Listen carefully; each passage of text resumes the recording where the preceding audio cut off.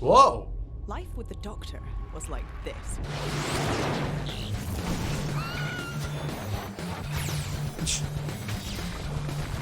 Real life was like this. It's Len's Opticians. Just a reminder, your reading glasses are ready for collection. We have two lives, real life and doctor life. So I feel like real life gets much of a look in. What do we do? Choose. Speak of the devil. Not today, though. Nah, not today. Far away with the doctor, we'd just become part of his life.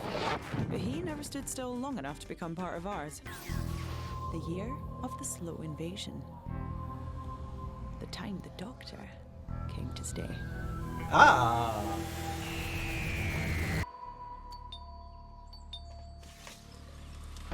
Ha, love that. Dad, it's 6:30. Oh, Dad again, Brian. Lying around. Doctor. Invasion of the very small cubes. That's new.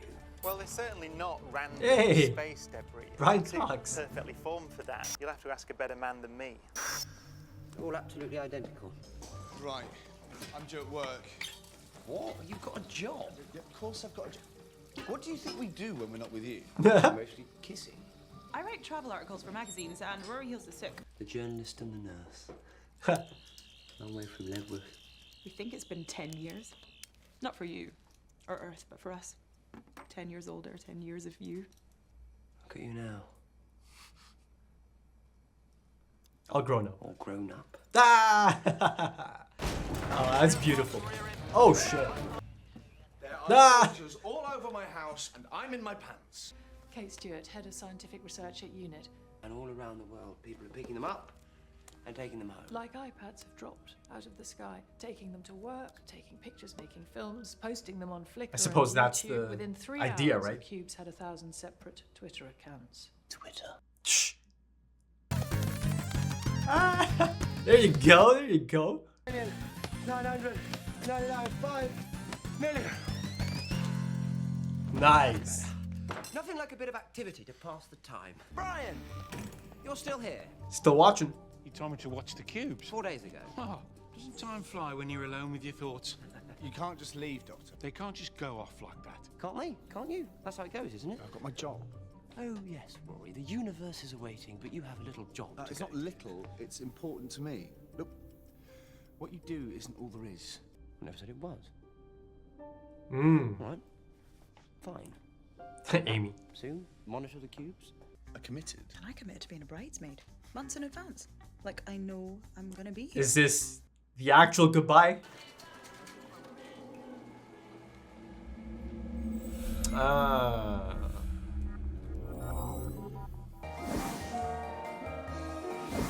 A part of society, eh? Perhaps according to plan. It is going according to plan. They're playing.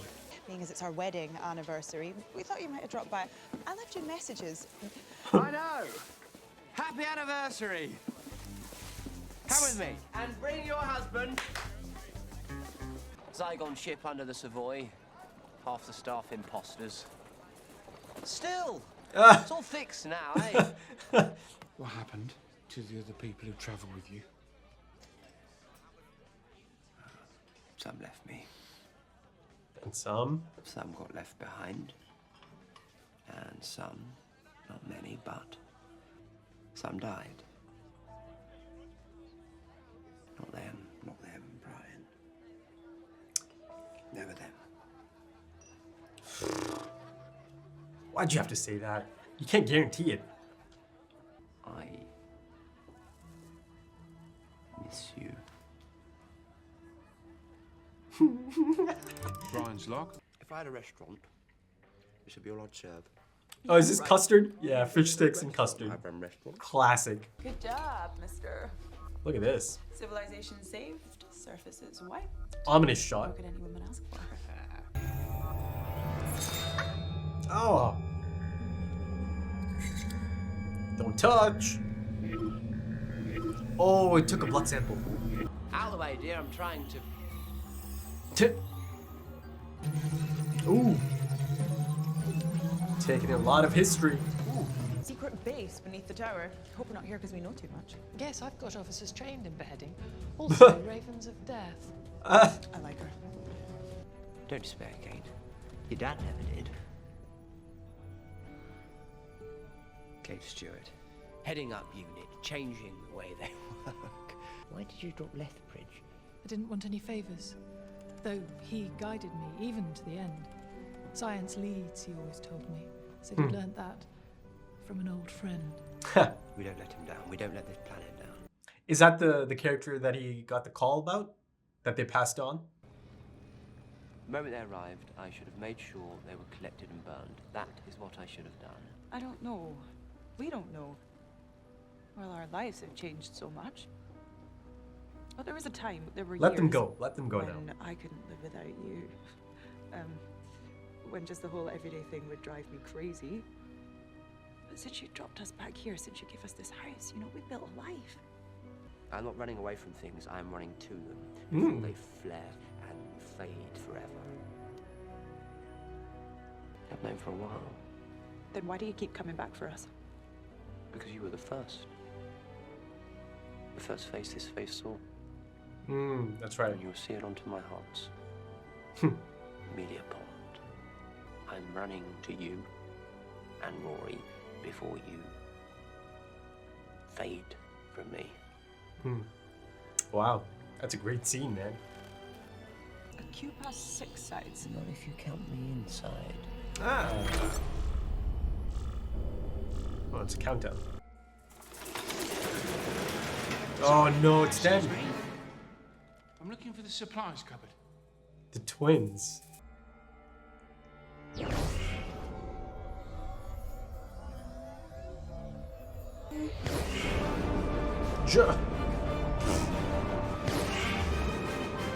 From across the world, showing the same.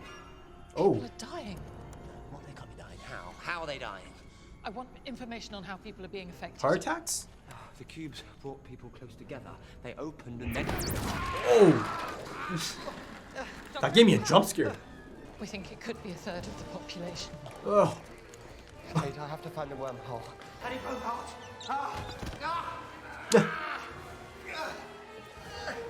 It's time.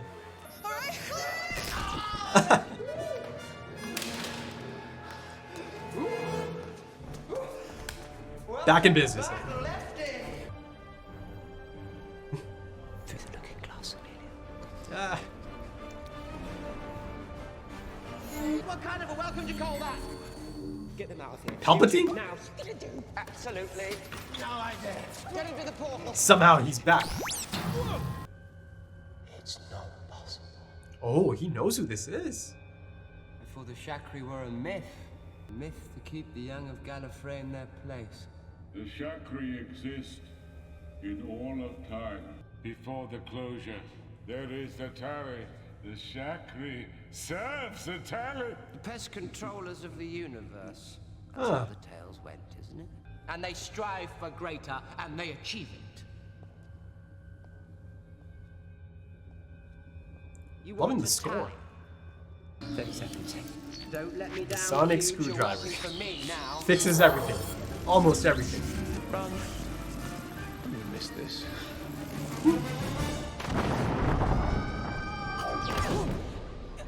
You really are as remarkable as Dad said. Hey. My, a kiss from a Lethbridge Stewart. That is new. Oh, yeah. I'm late for dinner. You goof. You both have lives here. Beautiful, messy lives. That is what makes you so fabulously human. I understand. Actually, it's you they can't give up, Doctor. No, I don't think they should. Go with him. Go save every world you can find. Who Really? else has that chance? Life will still be here. Just bring them back safe. So that was the year of the slow invasion, when the Earth got cubed and the Doctor came to stay. It was also when we realized something the Shakri never understood. What cubed actually means. The power of 3.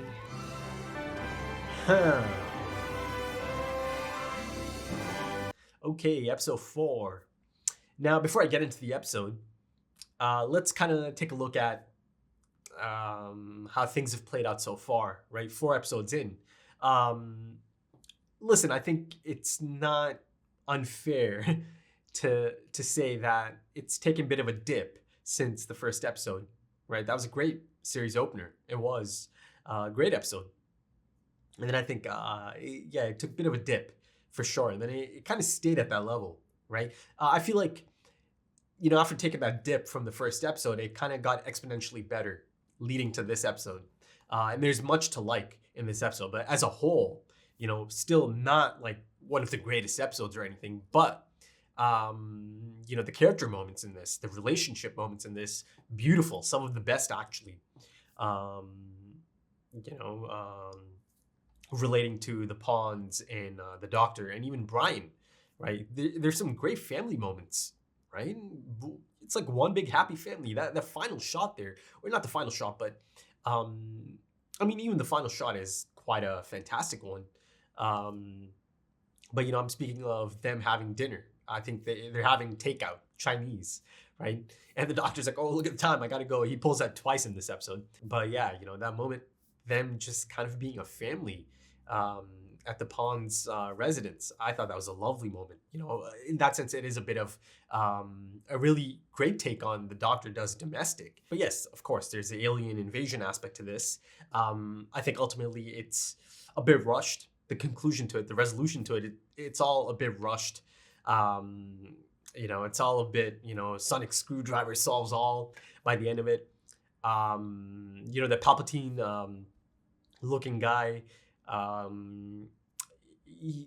there was potential there for sure, though.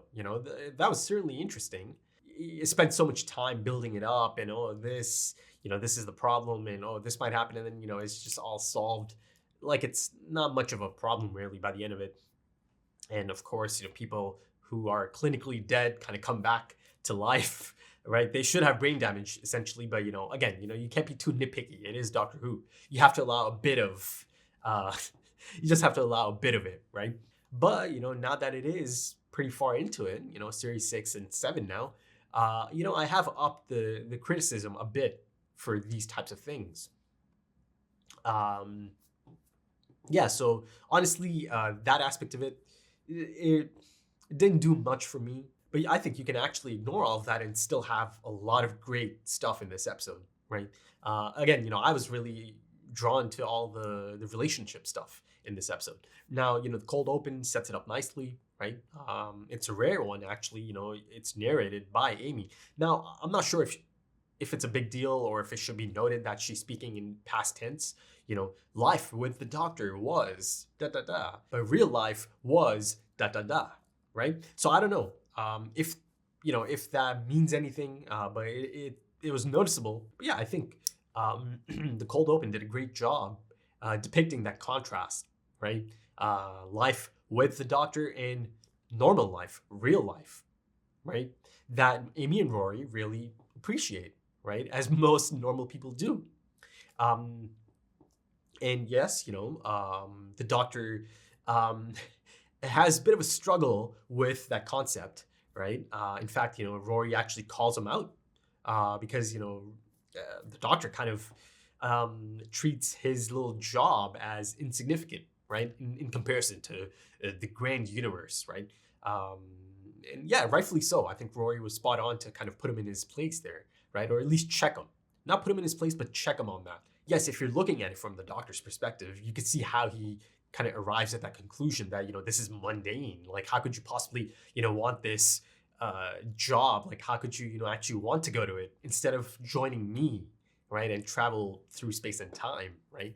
In his mind, it's like, it's not even a comparison. But yeah, the Doctor's dismissive nature gets a reaction out of Rory, right?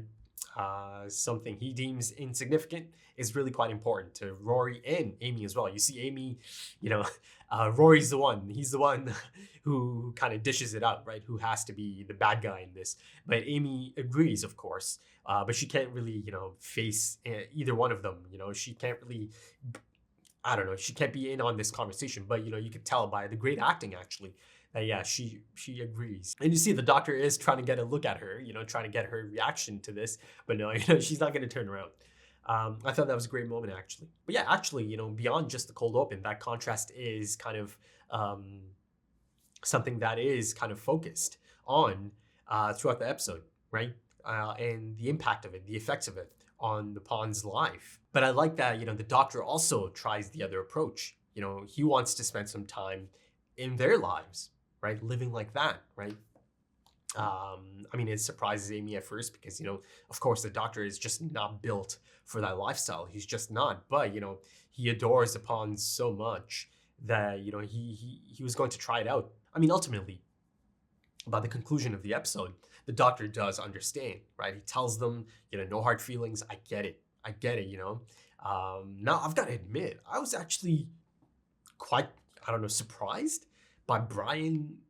I don't know. Tell me if you felt the same, but I just didn't expect that. I just kept thinking, Brian is really concerned for their safety. He's a great character, and I loved having him in this episode. But he's an old head. Sorry, and he's thinking of their safety. He's thinking of the past companions, right? He raises that question, and I think it's a poignant moment in this episode, asking the doctor, point blank, about the others that traveled with him. And you see immediately the tonal shift there, right? The doctor, really becomes quite somber, kind of, can't really look him in the eye, right? Kind of starts looking down, can't meet his eyes, because he knows as well, okay, yeah, his concerns are legitimate, right? He's right to be asking this. Listen, man, here's the problem though, right? You've noticed by now a few times that I've been under the impression that, okay, maybe this is the goodbye to Amy and Rory, right? But then, I get them in the first episode of series 7, and then I just kind of realize, okay, no, they're still around, they're doing this. But then here in this episode, once again, it started feeling like, okay, this is it. This is the goodbye to Amy and Rory, perhaps, right? The official goodbye. But no, Brian just kind of throws me for a loop at the end. And listen, man, I've seen enough shows and films and all of that to know that, that line of dialogue there, it was ominous. It was ominous. There's actually a few lines of dialogue that are a bit ominous in this episode that become even more ominous because by the end of it, they do end up, continuing their travels with the doctor. But yeah, never them. Right? The moment he said that, I'm like, oh, don't say that. You cannot guarantee it. Look how many times they've been so close to death. Hell, Rory even actually died. Yes, there's a lot of other stuff, based around it, but they've been in so much danger, both of them. Hell, the original Amy, or at least one version of the original Amy, actually already died. So those lines of dialogue, those kinds of statements, they just make me really uneasy. And then, I mean, it's a beautiful moment, one of the most beautiful moments of, the Matt Smith era, Amelia Pond and Dr. era. That face is the first face this face saw, or your face is the first face this face saw, and it's seared into my heart. Oh my goodness, right? That's just beautiful. It really is just beautiful. And it's understandable. It really is. And, you see that he has this really deep attachment, this paternal love or affection even for Amelia Pond. And then, of course, in addition to Amelia Pond, Rory, but Amelia Pond specifically, right? He saw her grow up. Though, he saw it happen really quick. He's known her since she was a little child. But the second bit, even if it is really beautiful and heartbreaking, it's ominous as well, right? I'm running to you before you fade from me. I believe that was the line of dialogue. I mean, geez, I do know that Jenna Coleman comes in as the new companion at some point in this series, right? So she's going to get at least a handful of episodes, right? So right now, in my mind, I'm constantly always thinking of how is this going to play out? because surely I'm not going to get all three of them together, right? You know, essentially making it 4 if you include the doctor. So I don't know, man. I keep thinking I'm doing like mental gymnastics in terms of how, you know, they kind of tag out and Jenna Coleman's character kind of gets introduced, reintroduced, because I've seen Jenna Coleman already. But you know, I've got to say, I find it really refreshing that Amy and Rory, they want to live their normal life. You know, that excites them. And I love that. I love that for them. You know, they had their time. They had some incredible times, but now they want to, you know, live out their own life, normal life. And you see, you know, it's had an effect on their normal life. So in that sense, you know, it's showing us both ends of the scale, you know, the impact the doctor has had on their life and, you know, the impact the pawns have had on the doctor's life, right? As he told Amy, I miss you, right? He keeps coming back to them. So, you know, like I said earlier, a few episodes ago, maybe even in the conclusion to series 6, maybe the bond that the pawns and the doctor have, I just don't think it's going to be replicated again.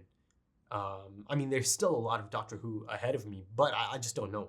This feels so, I don't know, man. This just feels like it's such a deep connection, isn't it? And especially, you know, since he is their son-in-law, technically. And, you know, another question, does Brian not know about River Song? I'm guessing he doesn't, right? Listen, Dad, our daughter is actually married to the doctor, right? So he's actually our son-in-law. So I don't know, man. But you see that the doctor had to come to terms with the fact that he is kind of impeding their life now, right? That he is putting their lives on hold, right? There's gaps in their lives and others are noticing, right? You can't keep living like that. And, you know, a point I keep bringing up over and over again for some time now is, you know, companions knowing the right time to say goodbye or parting. And, you know, I've seen examples of companions not knowing the right time to say goodbye and kind of staying a bit too long, right?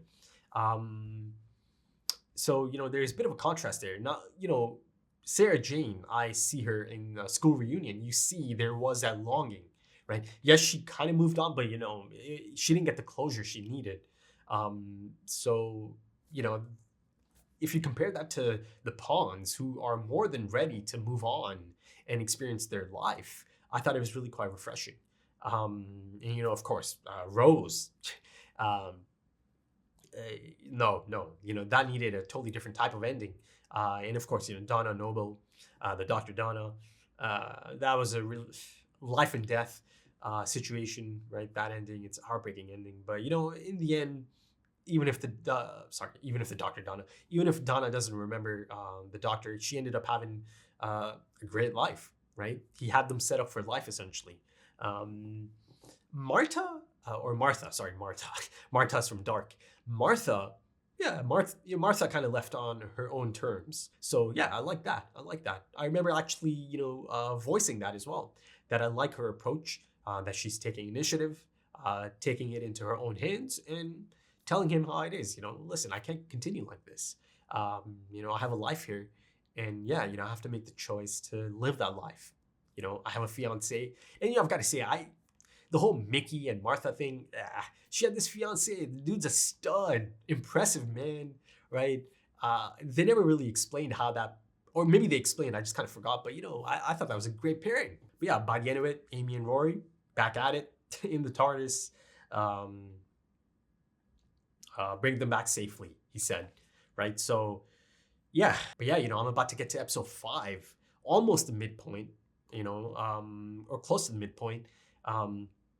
So again, you know, Jenna Coleman and her companion role, essentially, it's always in my mind and how that's going to be brought back in, or how she's going to be brought back in, and how Amy and Rory are going to tag out, right? Yeah, I don't know, man. It's still going strong, right? The Pawns and the Doctor companionship, that is still going strong by the end of this episode. But the one thing I do know is sooner or later, and you know, most likely sooner rather than later, given the fact that Jenna Coleman is supposed to come on, something is going to happen and they are going to step out, right? Or be, you know, kind of sidetracked. listen, them continuing, it does put me on edge. It does. And that's the reason I keep hoping for, an official goodbye, an official send off, so I can be at ease. But a few more things. This head of scientific research at Unit, Kate, I believe. I hope to see more of her. I thought she was delightful. She was lovely in that role. I thought it was a great introduction to a potential reoccurring character. And that Henry VIII incident, it was the 8th, right? Was that the one mentioned in A Town Called Mercy? That Charger incident? But that would have to mean, now I'm trying to think of, yeah, it could be, or I'm not sure. You'll have to let me know if that was the time, this Charger incident happened. He said you left it in his bedroom, right? Something like that, something along those lines. Brian Cox. Actually, you see a lot of, celebs, I suppose. Lord Sugar. I know about Lord Sugar because of football. He's like the Spurs fan. I mean, from the things I've seen, he's meant to be this obnoxious figure. And I think he had his own version of The Apprentice in the UK. I think him and Piers Morgan had like a rivalry, right? Arsenal and Tottenham. But Brian Cox, yes, I'm a big fan of Brian Cox. I'm actually reading one of his books right now. Yeah, I loved a lot of the delightful moments, the domestic bliss, essentially, right? It was really reminiscent of The Lodger, right? And to see the pawns and the Doctor as well in that setting, yeah, it was actually quite lovely. It really was. But yeah, folks, I think that's about it for this one. You may have noticed I'm a bit nasally. I do kind of have the flu right now. So, please excuse any shortcomings, but I tried my best. But if you enjoyed this, consider dropping a like, consider dropping some comments. Give me your thoughts. If you're interested in full length or early access, consider checking out the Patreon page. And in doing so, you'll be supporting the channel as well. The links for that are in the description and the pinned comment. Also, I'm on social media. If that's your thing, right then, thank you for joining me and thank you for your time, as time is precious. And I do hope to see you again soon for the next one. Until then, take it easy.